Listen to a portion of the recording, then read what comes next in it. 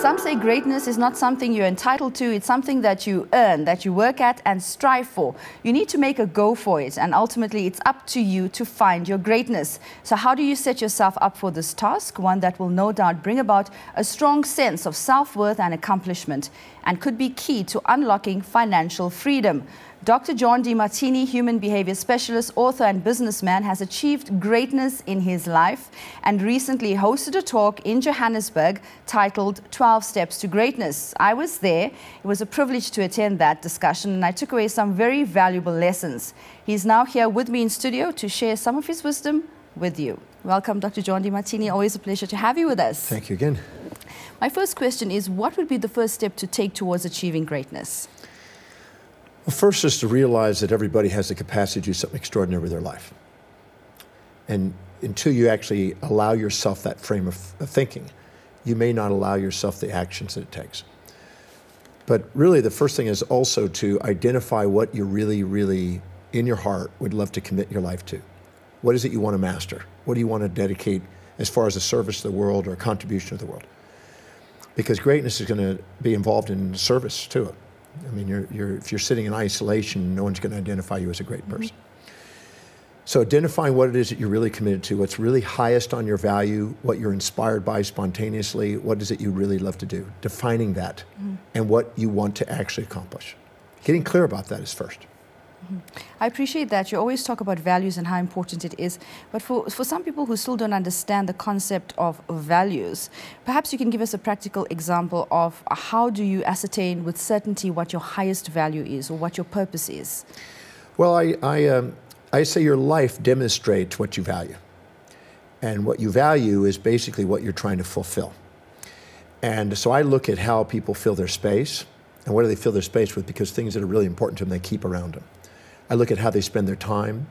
I look at what energizes them, because when they're doing something that's really meaningful to them, they're energized. I look at what they spend their money on, because whatever they value, and they'll spend money on. I look at where they're most organized, where they're most disciplined, what they think about how they want their life that's showing evidence of coming true, what they're visualizing about how they want their life with showing evidence of coming true, what their internal dialogue is to themselves about how they want their life that shows evidence coming true, what they consistently converse with other people about and talk to other people about, want to talk about. What is it that they're inspired by? What is it that they have that's goals that are committed to, that they keep showing evidence that it's coming true in their life? And what is it that they love learning about and actually studying and researching? And when they go to the bookstore, what do they keep wanting to go to? If they look on the internet, what do they keep wanting to learn about? If you look carefully at all those 13 value determinants and answer, say 3 answers for each one, you'll be able to identify common denominators that keep showing up.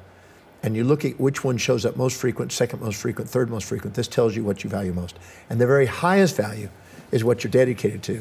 This is the area that you won't let yourself down on. This is the area that you'll endure pain and pleasure in the pursuit of it. This is the area that you are spontaneously inspired from within to fulfill. This is the area where you could say is the most meaningful purpose in your life. And identifying that is the first step in great achievement, because that's the area that you will just persevere and nothing will stop you. You'll have a burning desire and you'll have feel like you have a calling in that area. Sure. You love telling stories, which is what I enjoy the most when I attend your seminars. Sometimes the highest value is something that you least expect because you're really not paying attention. Maybe we're ignoring it. Share with us a story where you helped someone find out what their highest value was and it was what they least expected it to be. Well, and I'll use this example. Many times, as I teach the program, The Breakthrough Experience, I have people that say, I don't know what my purpose is. And they're clouded and they're not clear. And I say, well, what does your life demonstrate? And we go through the value determinants and we look at what their life demonstrates. And this one woman was attending one time and she said, well, I don't know what my purpose is. I don't know what I'm really focused on. And I feel like I'm beating myself up because I'm not succeeding. And I said, so what does your life demonstrate? We looked at how she filled her space, etc. And her real dedication was to her children. She was a mother, and she was focused on that. But what she was doing is she was subordinating to people around her. All her friends that happened to be businesswomen or happened to be older and their kids are grown up and now they're focusing on a career or on a social cause or charity or something. And she was comparing herself to other people instead of actually looking at what was meaningful to her. And therefore she was judging herself thinking it should be something different. she ought to be doing something, she's supposed to be doing something else, and it was all these imperative languages she was imposing on herself, instead of just honoring what it was that she was dedicated to. Her life demonstrated she wanted to be a mother raising beautiful children, but she was comparing herself to what she thought she should be. As a result of it, she was clouded. The real truth is her heart, she knew, but she thought because of social pressure, I should be doing this, so she was lying to herself saying, I don't know what it is. But her heart was, I want to raise a beautiful family. So I told her, I held her hand and I said, listen, I said, Rose Kennedy had a dedication to raise a family of world leaders. That was her mission. There's no reason why you can't do something extraordinary raising a beautiful family. Somebody is dedicated to families, why not you? And she got tears in her eyes.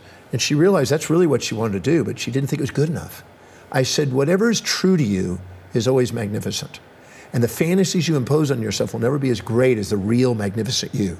So she all of a sudden just let loose and realized that that's what she wanted to do, and she honored that. The moment she did that, I said, now you really truly know what you want to do. She said, I've always known, but I just didn't want to admit that because I thought it should be something else.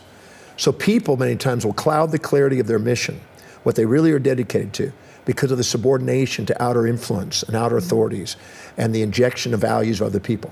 And everybody's dedicated their life to fulfill their values. So they're going to project their values onto you and expect you to live in their values. And if you're sitting there minimizing yourself to everybody else, you'll get all that injections and you'll lose your identity. I'd rather have the whole world against me than my own soul. You have to go within and let the voice and the vision on the inside be louder than all opinions on the outside if you really want to master your life and do great achievement. Sure. So greatness does not necessarily mean it has to lead to a financial goal. You don't have to have a big vision as such. It can be anything. Well, it could be a big vision of raising a great family. The more congruent you are with your actions, with your highest values, the bigger the vision automatically unfolds. Because when you achieve things, you tend to want to achieve something greater. Your space and time horizons just keep growing. But I know people that have greatness in their social causes. It's not economics. I know some that are dedicated to spiritual causes, some family causes, some intellectual pursuits. There's a gentleman who's from Adelaide, Australia. He's considered one of the greatest mathematicians in the world, Terence Tao. They offered him in Wall Street a huge sum of money to come and do algorithms and do studies and try to help them figure out markets and beat markets. He said to him, I'm not that. I'm a mathematician. I just want to be able to figure out and do my prime number studies and figure out things in encryption and do what I do best. He passed up all the, vast fortune because of his genius. He's one of the brightest mathematicians in the world. He says, I'm a mathematician. He knew himself and he honored himself.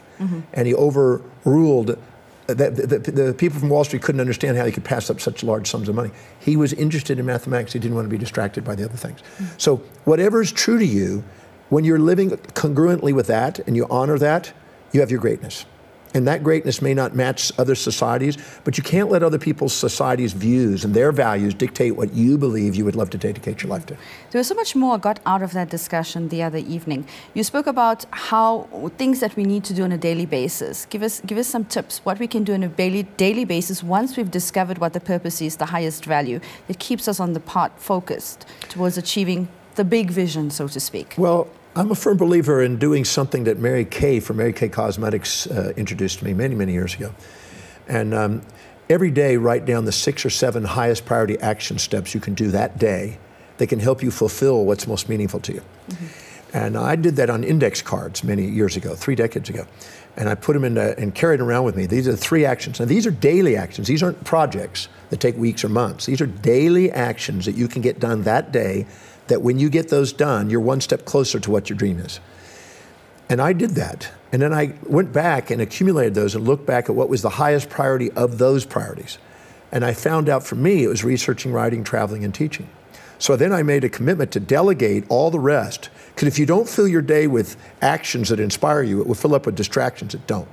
If you don't basically start prioritizing your life and releasing lower priority things and saying no to things that are not the most important, you'll keep being inundated by things around you which lower your self-worth and scatter you and distract you, instead of actually staying focused on the one thing or the few things that are most really important. And sticking to that is where you get most respected and honored and where you excel. Do values change over a period of time? A person's values, we need to be flexible. If I have to look at your life as an example, you started out with a passion for surfing. You later became a chiropractor, doctor. You write books, now you travel the world as a teacher. So values can change and a person can have take different career paths throughout one's life. Yes. When I was a young boy, baseball was important to me because I had problems in academics. Baseball was great until I moved to Richmond, Texas, and when I was playing ball there, sometimes the team members didn't even show up, and sometimes there was a brawl and a fight, and it just wasn't the same. When I stopped that and went into a sport that I didn't have to rely on teams, and I went into surfing. It had balance to it, and I was good at that, and I excelled in that. I did surfing until I was about 17, 18, until I nearly died. And then I met Paul Bragg, and Paul Bragg one night inspired me to believe that I could actually go back and learn how to read and be intelligent. When I did that, I never believed I was going to be intelligent or ever even finish school, because I never did finish high school. I just got so inspired that night that I pursued that, and then I started excelling in that. I wanted to be a teacher, healer, and philosopher. Those are the three things I set out to do. So I started going after the health fields, and I started teaching right when I was 18, and started studying philosophy. I've been doing all three of those, except now instead of healing just bodies, I'm doing what I can to heal individuals, organizations, institutions, or governments, and things of this nature. Because healing is still love for me. Mm-hmm. But I'm now realizing I can do it more effectively by going around the world and sharing. Mm-hmm. So it's still continued, and it's a modification of the values, but the values, there's some core values that are still there. So we evolve as beings as well, and we rediscover stuff as we educate ourselves and go through life. Well, Maslow said that when you fulfill one value, you go on to another. And I obviously haven't fulfilled my love for learning and my love for teaching, because I do that every day. But there's still more. I still haven't reached all the people I want to do, and I still haven't learned all the things I want to learn. I think that's endless, so I'm going to be on that probably the rest of my life. But yeah, you can have changes in values, and there is evolution to it. You can have cataclysmic changes. I was in Cape Town, South Africa, and we had a woman that had 4 children in the morning, and on the way to a mall, she got sideswiped by a truck, and all 4 children passed away. So she was a mother of 4 in the morning, and 2 hours later, she had no children. Massive shift in values. Massive shift, yeah. So those can happen, and a person can change, or career can be gone, or a whole industry can stop, or health issues can change things. So cataclysmic changes can make differences in values and change a new trajectory. But if you're not setting goals that are matching values, you have one other option, and that is shifting values to match goals. Mm-hmm. But unless they're congruent, there's no fulfillment. And there has to be authenticity when shifting values. There has to be a congruency between goals and values to achieve greatness. And the second you do and you have congruency, you build momentum. Mm-hmm. And it's piggy banks become biggie banks, and little daily actions make big dreams if you stay focused on it. So being congruent is one of the most important keys. And setting goals daily, doing it, and be willing to surround yourself with people you can delegate things to, which means you're forced to serve people to earn an income for most people in order to delegate. Mm-hmm. So you will hold yourself back if you're not serving people. Mm-hmm. Thank you so much for your time. Always a pleasure, and I look forward to attending more of your seminars. Thank you. Thank you.